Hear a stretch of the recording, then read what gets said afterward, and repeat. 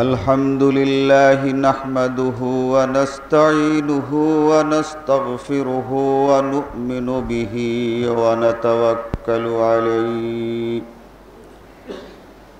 ونعوذ بالله من شرور أنفسنا ومن سيئات أعمالنا من يهده الله فلا مضل له ومن يضلله فلا هادي له ونشهد أن لا إله إلا الله وحده لا شريك له ونشهد أن محمدًا عبده ورسوله أما بعد فإن خير الحديث كتاب الله وخير الهدي هدي محمد صلى الله عليه وسلم وشر الأمور محدثاتها وكل محدثة بدعة وكل بدعة ضلالة وكل ضلالة في النار أعوذ بالله من الشيطان الرجيم بسم الله الرحمن الرحيم المنافقون والمنافقات بعضهم من بعض يأمرون بالمنكر وينهون عن المعروف ويقبضون أيديهم نسوا الله فنسيهم إن المنافقين هم الفاسقون والمؤمنون والمؤمنات بعضهم أولياء بعض يأمرون بالمعروف وينهون عن المنكر ويقيمون الصلاة ويؤتون الزكاة ويطيعون الله ورسوله أولئك سيرحمهم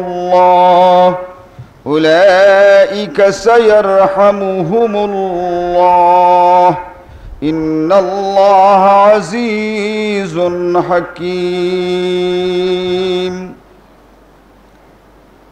আল্লাহ রব্বুল আলামিনের লাখ লাখ শুকর যে আজকার এই জুমাতে আমরা শরীক হতে পেরেছি। নবী মুহাম্মদুর রাসূলুল্লাহ সাল্লাল্লাহু আলাইহি ওয়াসাল্লামের উপরে লাখ সালাত সালাম, যার প্রদর্শিত পথ আর হেদায়েত পেয়ে আমরা ন্যায় এবং সত্যকে জানতে বুঝতে পেরেছি, অবলম্বন করার তৌফিক পেয়েছি। এই খুতবাতে সূরা তওবার ৬৭ নম্বর আয়াত এবং ৭১ নম্বর আয়াত আমি তেলাওয়াত করেছি। এই দুটি আয়াত মুসলমানের জীবনের জন্য অত্যন্ত গুরুত্ববহ। নবী মুহাম্মদুর রাসূলুল্লাহ সাল্লাল্লাহু আলাইহি ওয়াসাল্লামের কাছে এই আয়াতগুলো তবুকের যুদ্ধের পরে নাজিল হয়। তবুকের যুদ্ধ এমন একটি যুদ্ধ ছিল যে যুদ্ধে মুসলমানদের বিজয় না হওয়ার অর্থ এটাই ছিল যে বহির্বিশ্বে মুসলমানদের দাওয়াত আর পৌঁছাবে না। আভ্যন্তরীণ যুদ্ধ ছিল বদরের যুদ্ধ। এই যুদ্ধে যেমন মুসলমান যদি বিজয়ী হতে না পারত, তাহলে আরব ভূখণ্ডের মধ্যে আরব ভাষাভাষীদের মধ্যে ইসলামের দাওয়াত পৌঁছাবার সম্ভাবনা ছিল না। ঠিক তেমনি করে আরব বিশ্বের বাইরে ইসলামের দাওয়াত পৌঁছাবার জন্যে সবচেয়েতে অন্তরায় ছিল তদানীন্তন মহাশক্তি রোম। এই রোমান সৈন্যরা এবং এই রাষ্ট্রটি মুসলমানদের সবচেয়ে বড় শত্রু ছিল। এ রাষ্ট্র যদি মুসলমানদের কাছে পরাজিত হয় তাহলে ইসলাম বাইরের জগতে প্রচারিত হওয়া সম্ভব। যেমন কুরাইশদের বাধা যদি অপসারিত না হয় তাহলে আরবদের ভিতরে দাওয়াত দেয়া পুরোপুরিভাবে সম্ভব ছিল না, যেহেতু কুরাইশরা ছিল আরবদের আভ্যন্তরীণ এক বিরাট শক্তি। ছোট্ট ছোট্ট শক্তিগুলো দেখছিল যেই বিরাট শক্তি কুরাইশ মুসলমানদের কাছে পরাজিত হয় কি হয় না। ছোট্ট শক্তিগুলো ভাবত যদি মুসলমানদের কাছে কুরাইশ পরাজিত হয় তাহলে মুসলমানরা জয়ী হবে, মুসলমান হলে আভ্যন্তরীণভাবে মুসলমানদের মোকাবেলা করার মতো আর কেউ থাকবে না। তাই যারা ক্ষুদ্র ছিল, শক্তিতে কম ছিল, তারা এই কুরাইশদের পরাজয়ের দিকে চেয়েছিল যে ইসলাম সত্য, কিন্তু আমরা যদি মুসলমান হই তাহলে আমাদেরকে রক্ষা করবে কোন শক্তি? যদি মুসলমান কুরাইশকে পরাজিত করার শক্তি রাখে তাহলে মুসলমান হয়ে টিকে থাকা এই আরব দেশে যাবে। কুরাইশ পরাজিত হওয়ার পর তাই দেখা গেছে আভ্যন্তরীণভাবে যে জাতিগুলো, যে গোত্রগুলো অপেক্ষা করছিল তারা ক্রমশ মুসলমান হয়ে গেল। ইসলামের বিজয় যখন আভ্যন্তরীণভাবে চূড়ান্ত হয়েছে, বাইরের ছোট্ট ছোট্ট রাষ্ট্র এবং জাতিগুলো লক্ষ্য করছে যে মুসলমানরা কবে আভ্যন্তরীণভাবে নয় বরং মুসলমান কবে এই আরবের বাইরে বৈদেশিকভাবে বিদেশে জয়লাভ করেছে। বৈদেশিকভাবে যদি এই মুসলমানেরা জয় করতে পারে বা মুসলমানরা জয়ী হয় এই রোমের বিরুদ্ধে, তাহলে বুঝতে হবে যে বহির্বিশ্বে মুসলমানদের জয় আর কেউ ঠেকাতে পারবে না। বর্তমানে যেমন আমেরিকা, ঠিক সেই সময় ছিল সবচেয়ে শক্তিধর আরব বিশ্বের বাইরে এই রোমানরা, এই খ্রিস্টানেরা। রাসূল সাল্লাল্লাহু আলাইহি ওয়াসাল্লামের সৈন্যরা, সাহাবায়ে কেরাম, এদেরকে মুতার যুদ্ধে মুসলমানেরা জয়ী হয়ে যখন ফিরে আসেন তখন এই রোম রাষ্ট্রের অধিপতি তার পক্ষ থেকে ঘোষণা করা হয় যে তোমাদের সঙ্গে যুদ্ধ হবে এবং কবে হবে তা আমরা ঘোষণা করব। সেই যুদ্ধই ছিল এই তবুকের যুদ্ধ। রোমানরা ঘোষণা দিল যে মুসলমানদের সঙ্গে আমাদের যুদ্ধ। মুসলমানেরা তখন চিন্তা ভাবনা করলেন তাদের সঙ্গে এই যুদ্ধ করা যায় কোথায়। বদরের যুদ্ধ যেমন হয়েছিল মদিনার বাইরে, ঠিক তেমনি করে মুহাম্মদুর রাসূলুল্লাহ সাল্লাল্লাহু আলাইহি ওয়াসাল্লাম মুসলমানদের মাঝে ঘোষণা করে দিলেন যে এই রোম রাষ্ট্রের সঙ্গে আমাদের যে যুদ্ধ হবে সেটা আরব রাষ্ট্রের কোনো ভূখণ্ডে নয়। রোমানদের সঙ্গে আমাদের যে যুদ্ধ, এই যুদ্ধ হবে রোম রাষ্ট্রেরই কোনো জায়গাতে। আমরা ওদেরকে আমাদের রাষ্ট্রের ভিতরেও কোথাও যুদ্ধ করতে দেব না। এই তবুক তখন রোম রাষ্ট্রের অন্তর্গত ছিল। এই ভূখণ্ডটা রোমানদের, এটা মুসলমানদের নয়। নবী মুহাম্মদুর রাসূলুল্লাহ সাল্লাল্লাহু আলাইহি ওয়াসাল্লাম এই ভয়ঙ্কর যুদ্ধের জন্য যখন মুসলমানদেরকে ডাক দেন তখন মুসলমানেরা দুটি বিপর্যয়ের সম্মুখীন ছিল। এক ছিল প্রচণ্ড গরম, এত উত্তপ্ত আর গরম ছিল আবহাওয়া যে মানুষ নিজের ঘরে বসেই গরমের জন্য এত কাতর ছিল যে মরে যাচ্ছিল। অর্থাৎ ছায় মানুষ নিজের ঘরে নিজে থাকতে পারছে না। এমনি সময় নবী মুহাম্মদুর রাসূলুল্লাহ সাল্লাল্লাহু আলাইহি ওয়াসাল্লাম শত শত মাইল দূরে এই গরমের মধ্যে মদিনার থেকে বেরিয়ে এই তবুকের যুদ্ধের ডাক দেন। দ্বিতীয় আর একটি দারুণ বিপর্যয় বা বিপর্যস্ত অবস্থা ছিল যে 3 দিন পর্যন্ত মদিনায় ছিল আকাল, মদিনায় ছিল দুর্ভিক্ষ। আর 3 বছর পরে ওই বছরই মদিনার জমিনে, মদিনার গাছে, মদিনার ভূমিতে ফসল এসেছে। এই ফসল কাটার মৌসুম, কিছুদিন পরেই এই ফসল কাটতে হবে। রাসূল সাল্লাল্লাহু আলাইহি ওয়াসাল্লাম যুদ্ধের যে ঘোষণা দিলেন, সেই যুদ্ধের সময়টাই হচ্ছে মদিনাবাসীদের জন্য এই ফসল কাটার আসল সময়। অতএব ফসল পাকছে, কিছুদিন পর কাটা যাবে, এই দেখা অবস্থায় মুসলমানদেরকে এই মদিনা থেকে বেরিয়ে যেতে হবে। মদিনাবাসীরা যখন তবিকে পৌঁছাবেন, ওই কয় দিনে ফসল কাটার মতো হয়ে যাবে। কিন্তু হবে এই, মদিনাবাসীরা সবাই যদি চলে যান, মুসলমানরা সবাই যদি এই যুদ্ধে চলে যান, তাহলে মদিনার এই ফসল কাটার মতো মহিলারা ছাড়া আর কেউ থাকবে না। মুসলমানেরা যদি যুদ্ধে চলে যান, তাহলে এই ফসল জমিনে পড়ে থাকবে, এই আঙ্গুর গাছেই পড়ে থাকবে, সব কিছু এমনিই পড়ে থাকবে। আর যা থাকবে তা শুধু নষ্ট হয়ে যাবে। ওই যুদ্ধের থেকে সেই ফসলগুলো আর পাওয়া যাবে না। এখন মুসলমানেরা কি ঘর থেকে বেরোবে রাসূলের এই দাওয়াতে? না, তাদের ফসল এর মায়া মমতায় আর এই পারিপার্শ্বিক আবহাওয়ার এই দারুণ গরমের দুর্যোগে তারা তাদেরকে বাঁচাবার জন্য, তারা তাদের শান্তির জন্য তারা এই ঘরে বসে থাকবে। এই দারুণ দুটো বিপর্যয়কর অবস্থা তাদের সামনে, কোনটা তারা করবে? রাসূল সাল্লাল্লাহু আলাইহি ওয়াসাল্লামের কাছে এই সময় লোকেরা আসতে লাগলো, বলতে লাগলো, ইয়া রাসূলুল্লাহ, আমরা খাঁটি মুসলমান আপনার সঙ্গে আছি। আবার এমন কিছু লোক আসতে লাগলো যারা মূলত যুদ্ধে যাবে না, যাওয়ার পথে পালিয়ে যাবে অথবা যাওয়ার আগে পালিয়ে যাবে।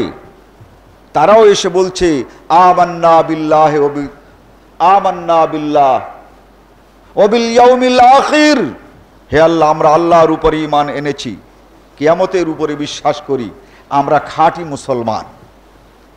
এই যে একটি অবস্থা, এই অবস্থায় যদি সব শ্রেণীর মানুষকে নিয়ে একটি দল তৈরি করা হয়, তাহলে মুনাফিক টের পাওয়া যাবে না, আর মুসলমানও টের পাওয়া যাবে না। রাস্তার মধ্য থেকে কারা পালিয়ে যাবে রাতের অন্ধকারে, এও টের পাওয়া যাবে না। আর কারা দৃঢ়ভাবে দলের মধ্যে অবস্থান করবে, তাও টের পাওয়া যাবে না। এই বিপর্যস্ত অবস্থায় পড়ে গেলেন আল্লাহর নবী। তার মানে কাকে নেবেন আর কাকে নেবেন না, কে মুনাফিক আর কে মুসলমান, টের পাওয়া যাচ্ছে না। তার কারণ মুসলমানদেরকেই নিতে হবে, মুনাফিকদেরকে নিলে তো আরো বিপদ হবে। এই অবস্থার ভিতরে আল্লাহ রাব্বুল আলামিন দুটো দল একেবারে স্পষ্ট করে দিলেন। যারা দাবি করে তারাই ইমানদার নয়, আর যাদের তোমরা সন্দেহ করো তারা সকলে কিন্তু মুনাফিক নয়। তোমরা যাদেরকে সন্দেহ করো সব মুনাফিক না, আর তোমরা যাদেরকে ইমানদার মনে করে এগুলো কিন্তু সব আবার ইমানদার নয়। কিন্তু সকলের ইমানের দাবি কিন্তু মুখে। মুনাফিকও বলে যে আমরা মুসলমান, আর মুসলমানরাও বলে যে আমরা মুসলমান। এখন বেছে বের করবে কেমন করে? আল্লাহ তাআলা এই যে একটি অবস্থা, এই অবস্থা স্পষ্ট করে দেওয়ার জন্য আয়াত নাজিল করেছেন। আল্লাহ তাআলা ইরশাদ করেন, আল মুমিনুনা ওয়াল মুমিনাত বাযুহুম আউলিয়াউ বা'দ। যারা ঈমানদার সে নারী পুরুষ যেই হোক, দেখো এর বন্ধুত্ব কার সাথে। বাযুহুম আউলিয়াউ বা'দ, এই যে মুসলমান নারী আর পুরুষ যেই হোক, এই যদি মুসলমান হয় তাহলে তাদের পয়লা পরিচয় হচ্ছে এই যে তারা কারা, আল মুমিনুনা ওয়াল মুমিনাত বাযুহুম আউলিয়াউ বায, মুসলমান ছাড়া তার কোনো বন্ধু নাই। এই মুসলমানের কোনো ইহুদিদের সাথে খাতির নাই, এ মুসলমান কোনো খ্রিস্টানের সাথে খাতির নাই, এ মুসলমান এই আবু বকরের মতো লোক ছাড়া আব্দুল্লাহ বিন উবাইয়ের মতো লোকের সঙ্গে খাতির নাই যে নামাজ এক ওয়াক্ত পড়ে তো তিন ওয়াক্ত পড়ে না, এর সাথে কোনো খাতির নাই। এবার বেছে বের করো যে মুসলমান কে আর মুসলমান কে নয়। ওয়াল মুনাফিকুনা ওয়াল মুনাফিকাত, আর যারা ঈমানের দাবি মুখে মুখে রাখে কিন্তু অন্তরে মুনাফিকি আছে, এর পরিচয় হচ্ছে বাযুহুম মিন বায, ওই যারা মুখে এক কথা বলে আর কাজে করে না। দেখবা এদের খাতির এদের সাথে, মুখে বলে যে ঈমানদার, ওয়াদা করে আর ওয়াদা খেলাফ করে। দেখো যে ওয়াদা করে ওয়াদা খেলাফ করেছে, এই খেলাফিতে যদি এদের বন্ধুত্ব থাকে তাহলে এদের কথার কোনো মূল্য নাই। আল মুনাফিকুনা ওয়াল মুনাফিকাতু বাযুহুম মিন বায, যারা মিথ্যা কথা বলে, যদি ভুল করে মিথ্যা কথা বলে থাকে তাহলে দেখবে জীবনে আর মিথ্যা কথা বলে নাই, যেহেতু মিথ্যা কথা বলা একটা মুনাফিকির আলামত। এখন দেখো যে লোকটা একবার মিথ্যা কথা বলেছে তুমি টের পেয়েছো, এখন এই লোকটার খাতির কার সাথে? যদি তুমি দেখো যে আর একটা মিথ্যাবাদীর সাথে, তাহলে আর একে মুসলমান ভেবে কোনো দরকার নাই। আল মুনাফিকুনা ওয়াল মুনাফিকাত বাযুহুম মিন বায, এ মুনাফিক, এতে কোনো সন্দেহ নাই, এ মুখে ইসলামের দাবি করার কোনো দরকার নাই। ইযা হাদ্দাসা কাযিব ওয়া ইযা ওয়াদা আখলাফা, ওয়াদা করার পর ওয়াদা পূরণ করে না কিন্তু মুখে মুখে ঈমানের দাবি করে। যদি সে মুসলমান হয় তো একবার ওয়াদা খেলাফ করেছে আর সে ওয়াদা খেলাফ করে না, ওই লোকটার ঈমানদারদের সঙ্গে তার বন্ধুত্ব এবং খাতির আছে। যদি দেখো যে সে নিজেও ওয়াদা খেলাফ করেছে আর এক ওয়াদা খেলাফির সঙ্গে তার আনাগোনা আর বন্ধুত্ব, স্পষ্ট জেনে নাও এ মুনাফিক, এ মুসলমান নয়। ওয়া ইযা গাযাবা ফাজারা, আর মুনাফিক হচ্ছে সেই ব্যক্তি রাগ যদি হয়ে যায় তা গালাগালি ছাড়া তার মুখ থেকে আর কোনো ভালো কথা বেরোয় না। রাগ হলে খুবই গালাগালি করে। দেখো ওই রকমের এই রাগী আর কোন রাগীর সঙ্গে ওর খাতির আছে কিনা। আল মুনাফিকুনা ওয়াল মুনাফিকাত বাযুহুম মিন বায, যদি দেখো এই রাগীর সঙ্গে আর এক রাগীর খাতির, এই গালাগালি করে যে সে আর এক গালাগালির সঙ্গে তার খাতির, তাহলে বুঝে নাও যে এ মুখে যত ঈমানের দাবি করুক এ আসলে মুনাফিক। ওয়া ইযা তুমিনা খান, আমানতের খেয়ানত একবার করতে পারে কিন্তু সে তওবা করেছে। এখন সে যে মুনাফিক নাই, ইমানদার হয়েছে, পরিচয় হচ্ছে এই, দেখো ওই লোকটার খাতির কার সাথে, আর কোন আমানত খেয়ানতকারীর সাথে না আমানতের খেয়ানতকারীর সঙ্গে এই লোকটার শত্রুতা না খাতির, তাই দেখো। একবার আমানতের খেয়ানত ধরা পড়েছে, কিন্তু এরপরে যারা আমানতের খেয়ানত করে তাদের সঙ্গে খাতির নাই, তাহলে আগে যা কিছু করেছে করুক, এখন যে ইমানের দাবি করছে এ কথাটা ঠিক। কিন্তু যদি দেখো নিজে তো আমানতের খেয়ানত করেছে, আর সমাজে যারা আমানতের খেয়ানত করে প্যানেল তাদের সাথে, কথাটা বুঝতে পেরেছেন? ওই গত বছর আমানতের খেয়ানত করেছে, এবার আবার প্যানেল করেছে, গত বছর চাইতে যত বেশি এবার টাকা মারতে পেরেছে তাদের সাথে। তাহলে আল মুমিনুনা ওয়াল মুমিনাত এরা মুসলমান না, এরা আল মুনাফিকুনা ওয়াল মুনাফিকাত। আল মুনাফিকুনা ওয়াল মুনাফিকাত বাযুহুম মিন বায। আল্লাহর নবী তার কাছে আয়াত নাজিল হওয়ার পর মুসলমানরা এখন দুটো আয়াত খুব করে পড়ছে, আল মুনাফিকুনা ওয়াল মুনাফিকাত আল মুমিনুনা ওয়াল মুমিনাত। মুসলমান তারা তো পড়বেই, কিন্তু ওই অন্তরের মধ্যে যারা মুনাফিকি লুকিয়ে আছে তারা উনাদেরকে দেখেই আটকে ওঠে, ভাই কি হলো? বলো না কিছু না, ওই আয়াত দুটো মুখস্থ করছে তাই কিনা, ওই আল মুমিনুনা ওয়াল মুমিনাত আর আল মুনাফিকুনা ওয়াল মুনাফিকাত। বলে হ্যাঁ, বলে হ্যাঁ, তার মানে আপনি যে ঘাবড়ে যাচ্ছেন? বলেন না ঘাবড়াচ্ছি না, তার মানে ভালো, আপনারাও মুখস্থ করেন আমরাও মুখস্থ করি। ওই মুসলমান কিন্তু টের পেয়ে গেল ইনি কোন দলের। সারা সমাজের মধ্যে এই দুটো আয়াত যখন কেউ কাউকে দেখে পড়ছে, আল মুনাফিকুনা ওয়াল মুনাফিকাত ওয়াল মুমিনুনা ওয়াল মুমিনাত, মুনাফিকি যাদের অন্তরে আছে তারা ভয় ভয় থর থর করে কাঁপে, আর যারা ইমানদার তারা বুক ফুলিয়ে হাঁটে, যে আল মুমিনুনা ওয়াল মুমিনাত।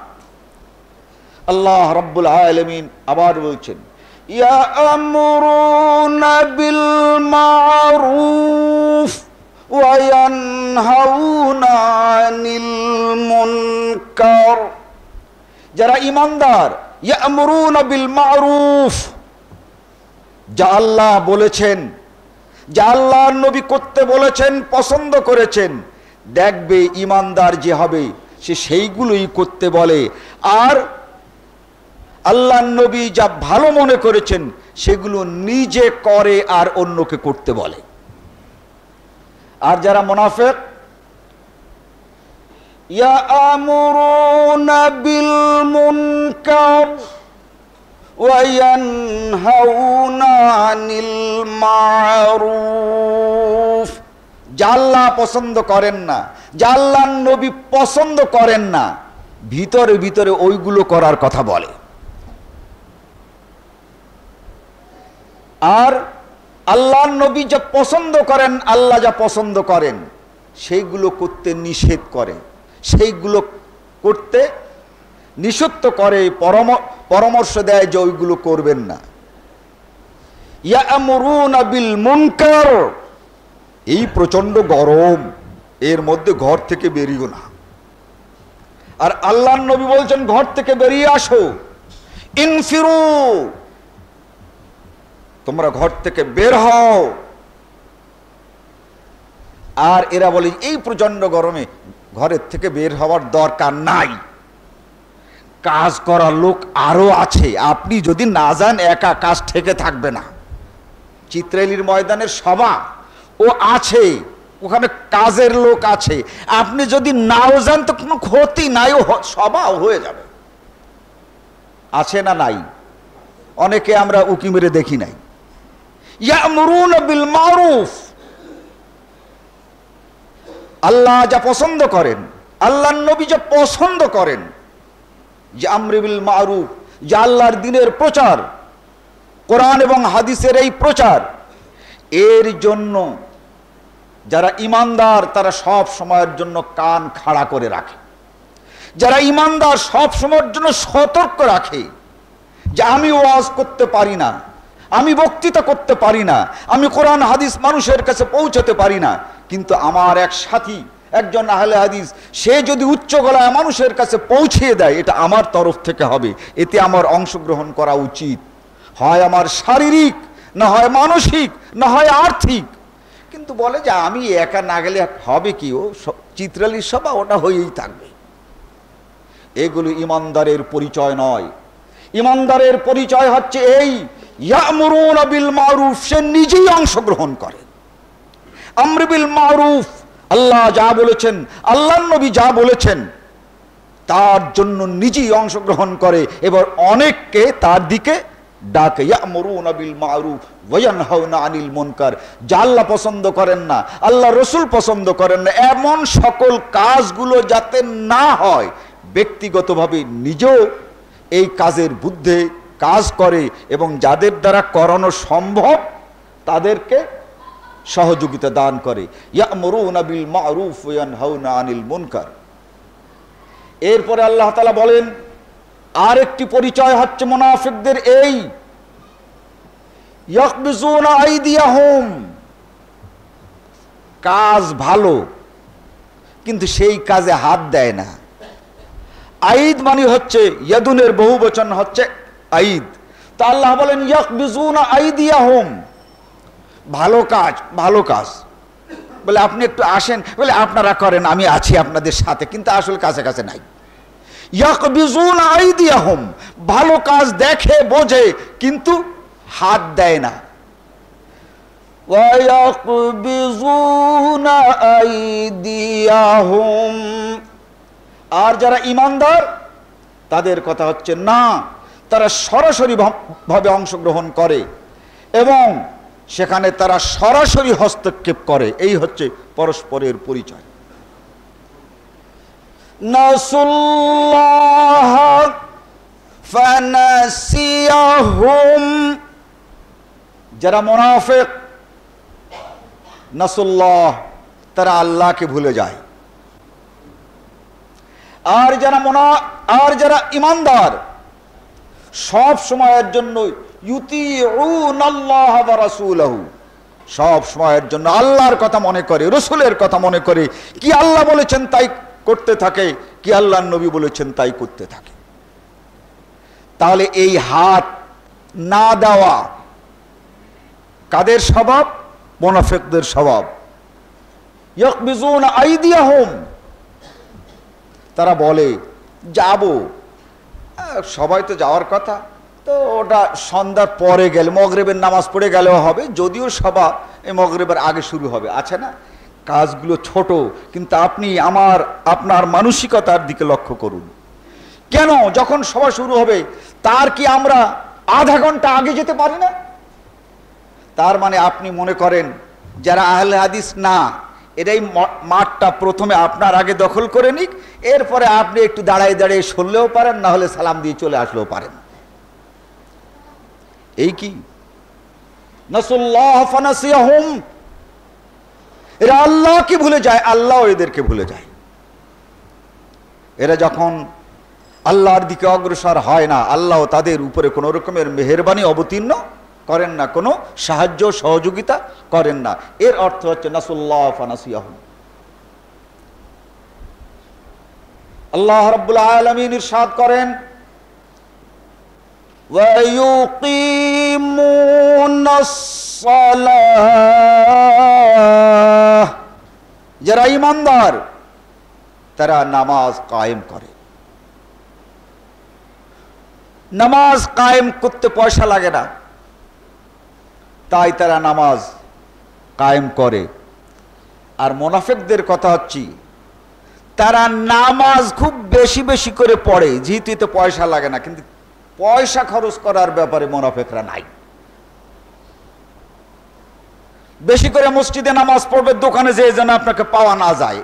তার কারণে আজকে ওরা যদি চাঁদা উসুল করতে আসে তাহলে কেন মগরিবের পর পর ধরে ফেললো, এই জন্য মসজিদেই সময় কাটাইয়ে দিচ্ছেন, দোকানে যাচ্ছেন না, যেহেতু ওই যে আহলে হাদিস দোকানে আইসে বসতে পারে যে 100 টাকা দেন সবাই চাঁদায়। এই জন্য وَإِذَا قَامُوا إِلَى الصَّلَاةِ قَامُوا كُسَالَى, তাদের দুটো চরিত্র, যদি নামাজের পরে আসল তাদের কাজ থাকে, তাহলে নামাজটা যত তাড়াতাড়ি পড়ে তুমি চিন্তাও করতে পারবে না এত তাড়াতাড়ি নামাজ পড়া যায়। আবার যদি নামাজের পর কোনো ভালো কাজে আপনাকে টেনে নিয়ে কেউ যেতে চায়, তাহলে নামাজ এত লম্বা করে যে আপনি বিরক্ত হয়ে যাবেন, লোকটা বেরোয় না কেন, আমাদের নামাজ তো 4 রেখাত শেষ হলো, তোর তো 1 রেখাত শেষ হয় না। তার মানে নামাজের মধ্যে যাতে করে বিরক্ত হয়ে আপনি চলে যেতে পারেন সেই ব্যবস্থা। এটা নামাজ কায়েম বলে না, ইকামতে সালাত বলে। প্রত্যেকটি পরিমাণ মতো রুকু করা, পরিমাণ মতো কিরাত পড়া, পরিমাণ মতো সেজদা করা, এই আসসালাতু কসদান, নামাজ পারস্পরিকভাবে যতটুকু দাবি করে তার নাম নামাজ কায়েম করা। আপনি কিরাত পড়লেন কুল হুয়াল্লাহু আহাদ ছোট সূরা, আর সেজদা করবেন একেবারে ইয়াসিন সূরা, এ চলবে না। কিরাত পড়লেন আর আইতাল্লাজি, এখন আপনি রুকু করার জন্য রুকুর দোয়া সমান হয়ে গেল একেবারে সূরা বাকারা, এরকমের অসঙ্গত নামাজ নামাজ নয়। আসসালাতু কসদান, যে কিরাতটি পড়বেন তার সঙ্গে সামঞ্জস্য রেখে আপনার রুকু হতে হবে, তার সঙ্গে সামঞ্জস্য রেখেই আপনার সেজদা হতে হবে, বৈঠক হতে হবে। ইচ্ছা মতো এই রকমের অন্যকে ঠকাবার জন্য নামাজ পড়া যাবে না।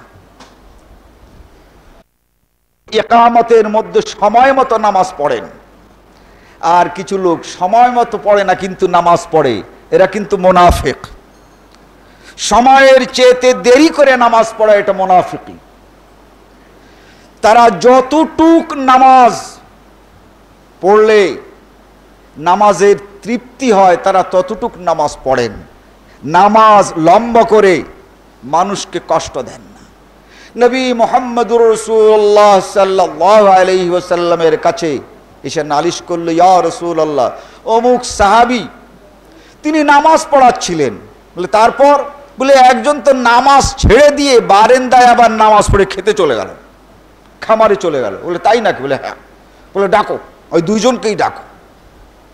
দুইজনকে ডাকলেন, ডেকে জিজ্ঞাসা করেন, কে জামাতে নামাজ পড়ছিলে? আর এরকম জামাত ছেড়ে একাকী নামাজ পড়লে? বলে হুজুর, আমি খেতে ফসল কেটে এমনি রেখে আসছি, আজান হয়েছে নামাজ পড়তে আসছি। আর উনি নামাজ যে লম্বা শুরু করেছে, আমি যদি এই লম্বা নামাজে ওনার সঙ্গে তালে আর তাল মিলাই, তাহলে খেতে গিয়ে ফসল পাবো না, সব চোরেরা বেঁধে বাড়ি নিয়ে চলে যাবে। এখন আমার এই মনটা দুই দিকে দেব কেমন করে? আমি এদিকে নামাজ পড়বো আর ওইদিকে চোর তাড়াবো, দুটো তো আমার জন্য সম্ভব নয়। এই জন্য ওই হুজুরের পিছনে নামাজ বাদ দিয়ে নিজের মতো নামাজ পড়ে খেতে চলে গেছি। জিজ্ঞেস করলেন, তুমি কি করেছো? বলে হ্যাঁ হুজুর, আমি তো নামাজে এই রকমের লম্বা নামাজ পড়তে আমার ভালো লাগে, লম্বা কিরাত পড়তে ভালো লাগে, তারপরে তাই আমি করেছি। তখন আল্লাহর নবী বললেন, আতুনাফিরুনা বিদীনিল্লাহ,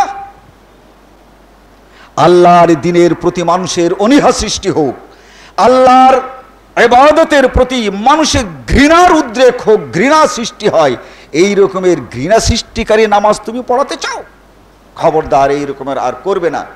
এই হাদিসটি কিতাবুল ইমামত, এতে আপনারা পাবেন যে কিরাত ততটুকুই পড়তে হবে যতটুকু ওই নামাজ আর সময়, পরিবেশ, পরিস্থিতি এবং ইমাম আর মুক্তাদির জন্য সম্ভব ততটুকু। আপনি মাগরিবের নামাজে সূরা বাকারা ধরে দেবেন, হাফেজ সাহেব মানুষ আছেন, ওদিক থেকে তো দোকানের অবস্থা 12টা বাজবে। অতএব ইউকিমুনাস সালাত, তার মানে মোমেন তারা যারা নামাজ কায়েম করে, ওয়াক্ত অনুযায়ী মুসল্লিদের দিকে দৃষ্টিপাত করে সময় মতো আর পরিমাণ মতো তারা সব কিছু করে, এর নাম হচ্ছে ইউকিমুনাস সালাত। আর যারা মুনাফিক, যে নামাজ লম্বা করতে হবে না সেই নামাজ অনেক লম্বা, যে নামাজ লম্বা করতে হবে যে তাড়াতাড়ি আর হুজুরে তালাশ করিয়ে পাওয়া গেলেন, মসজিদে ঢোকলো আর বেরোলো, এই হচ্ছে মুনাফিক আর মুসলমানদের মধ্যে নামাজের তফাৎ। কিন্তু আরেকটি হচ্ছে এই ওয়ায়ুকিমুনাস সালাতা ওয়া ইউতুনাজ যাকাহ, আর যারা ঈমানদার খালি তারা নামাজ পড়ে না, এই নামাজের সঙ্গে সঙ্গে ইউতুনাজ যাকাত, যাকাতও তারা আদায় করে, ফরজ যাকাত আদায় করে, নফল যাকাত আদায় করে।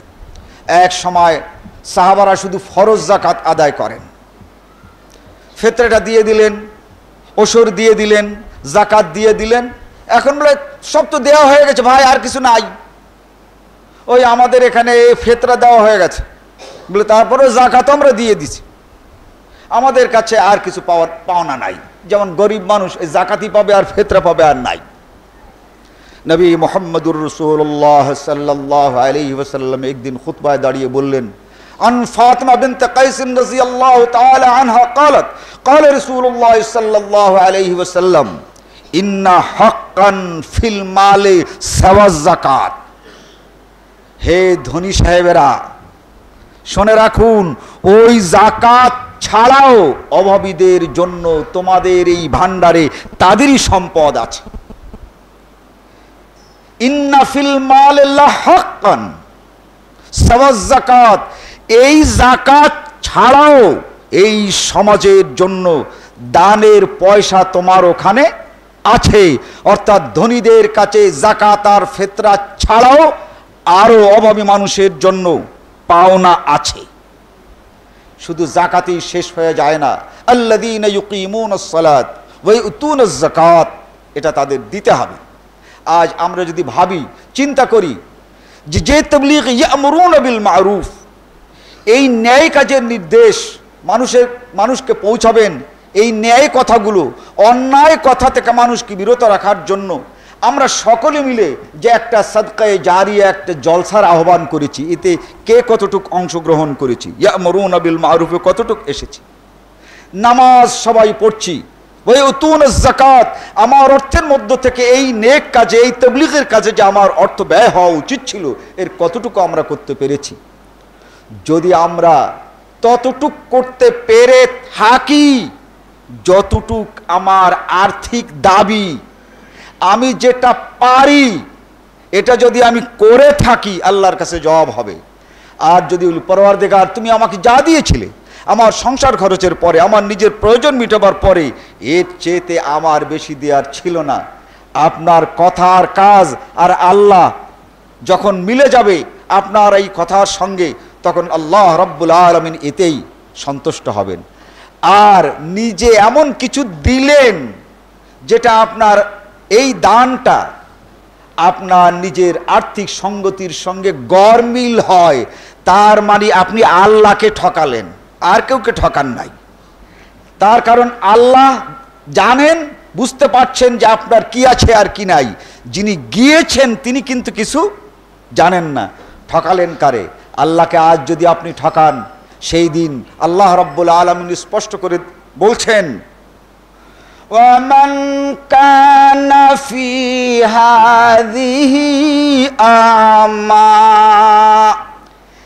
এই দুনিয়ায় যে আমার ব্যাপারে চোখ বুজে থাকলো, দেখলো না, ওয়া হুয়া ফিল আখিরাতি আমা,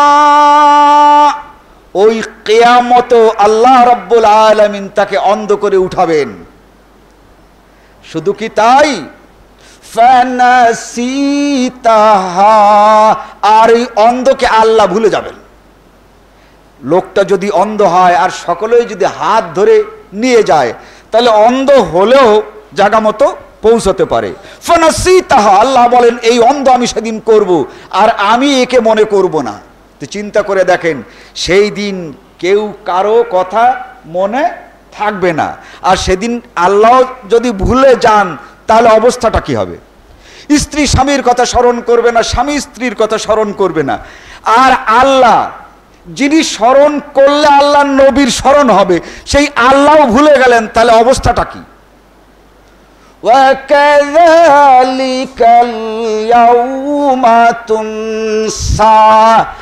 আজ আল্লাহর প্রয়োজনে, আল্লাহর অনুষ্ঠানের প্রয়োজনে যেমন তাকে তোমরা ভুলে থেকেছো, ওয়া কাযালিকাল ইয়াউমা তুনসা, কিয়ামতের দিন আল্লাহ তোমাদেরকে ভুলে থাকবেন।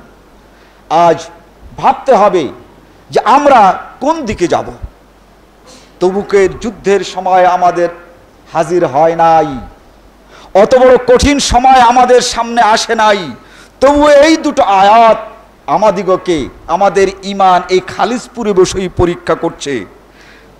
যে অনুষ্ঠান, যে দাওয়াত, যে কাজটি আমাদের সামনে আছে, এই কাজটির সঙ্গে আমাদের মানসিকতা, আমাদের মন, আমাদের আর্থিক সঙ্গতি, আমাদের চিন্তা চেতনা কতটুকু লেগে আছে।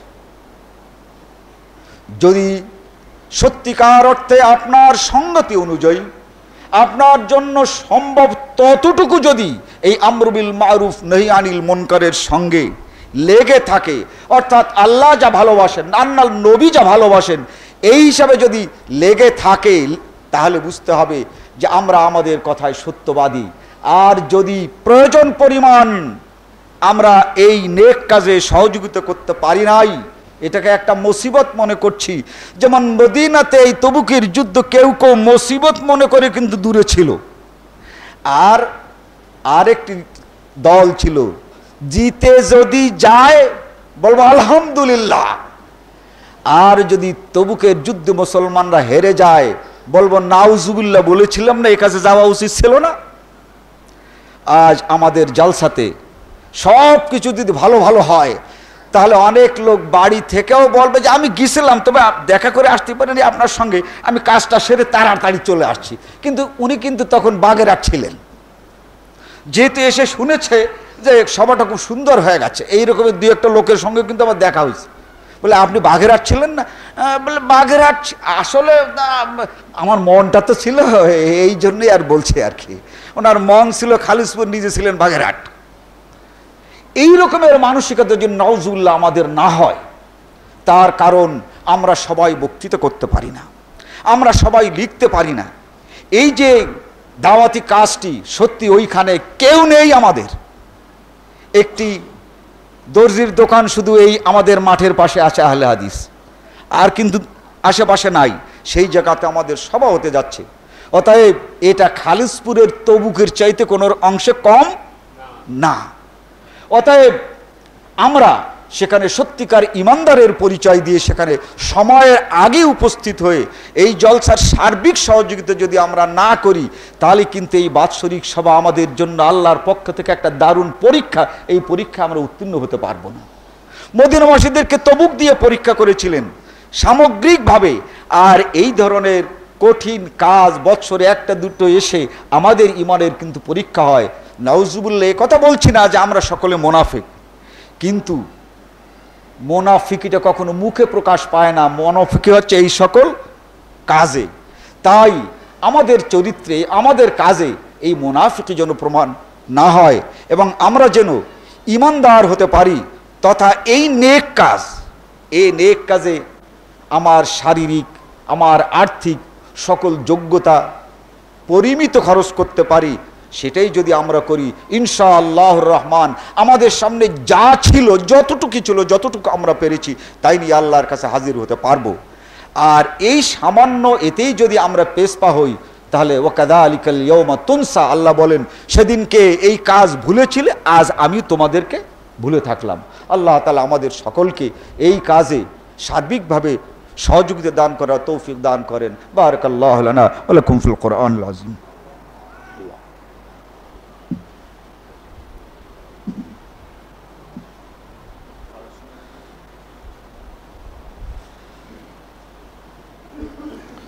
আলহামদুলিল্লাহ আলহামদুলিল্লাহ নাহমাদুহু ওয়া নাস্তাঈনুহু ওয়া নাস্তাগফিরুহু ওয়া নু'মিনু বিহি ওয়া নাতাওয়াক্কালু আলাইহি ওয়া নাউযু বিল্লাহি মিন শুরুরি আনফুসিনা ওয়া মিন সাইয়্যাতি আমালিনা মান ইয়াহদিহিল্লাহু ফালা মুদিল্লা লাহু ওয়া মান ইউদ্লিলহু ফালা হাদিয়া লাহু ওয়া নাশহাদু আন লা ইলাহা ইল্লাল্লাহু ওয়াহদাহু লা শারীকা লাহু ওয়া নাশহাদু আন্না মুহাম্মাদান আবদুহু ওয়া রাসূলুহু আম্মা বা'দ।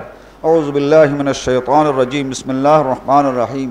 ইন্নাল্লাহা ওয়া মালাইকাতাহু ইউসাল্লুনা আলান নবী ইয়া আইয়ুহাল্লাযীনা আমানু সাল্লু আলাইহি ওয়া সাল্লিমু তাসলিমা আল্লাহুম্মা সাল্লি আলা মুহাম্মাদিন ওয়া আলা আলি মুহাম্মাদিন কামা সাল্লাইতা আলা ইব্রাহিম ওয়া আলা আলি ইব্রাহিম ইন্নাকা হামিদুম মাজিদ আল্লাহুম্মা বারিক আলা মুহাম্মাদিন ওয়া আলা আলি মুহাম্মাদিন কামা বারাকতা আলা ইব্রাহিম ওয়া আলা আলি ইব্রাহিম ইন্নাকা হামিদুম মাজিদ।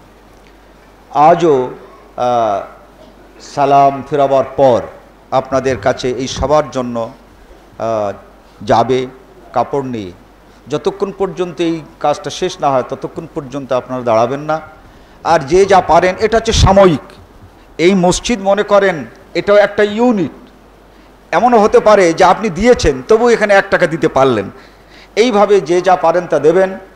এবং আপনারা যে যেখানে আছেন, যদি আজকে বা এখন না পারেন তাহলে কমপক্ষে সবার সময় শেষ পর্যন্ত এটা কর্তৃপক্ষের কাছে দিবেন, যাতে করে আমাদের এই কাজটা সম্পূর্ণ হয় এবং সুন্দর হয়। আর দ্বিতীয় সবচেয়ে বড় কথা হলো এই যে কেউ টাকা দিলেন আর নিজে হাজির হলেন না, এটাতে কিন্তু দানের পরিপূর্ণ হলো না। আল্লাহ রাব্বুল আলামিন প্রথমেই টাকা চেয়েছেন বটে, কিন্তু তার পরপরই আবার নিজেকেও হাজির করতে বলেছেন। জিহাদ করো কি দিয়ে? মাল দিয়ে এবং জান দিয়ে। তো জান এবং মাল এটা কিন্তু এপিঠ ও পিঠ। একটি নোটের 1 পিঠে ছাপা থাকে না, 2 পিঠে ছাপা থাকে। যেমন এপিঠ আর ওপিঠ 2 পিঠে যদি ছাপা না থাকে তাহলে কিন্তু সেই টাকা চলে না। ঠিক তেমনি করে আপনার আর্থিক সহযোগিতা এবং আপনার নিজের উপস্থিতি, এই দুটো যদি না হয় তাহলে দানটা সমাপ্ত হয় না। অতএব আপনারা এই কাজটি নিজেদের সাধ্য অনুযায়ী করবেন। আল্লাহ তাআলা আমাদের সবাইকে এই কাজ করার তৌফিক দিক। ফাজকুরুনি আযকুরকুম ওয়াশকুরুনি।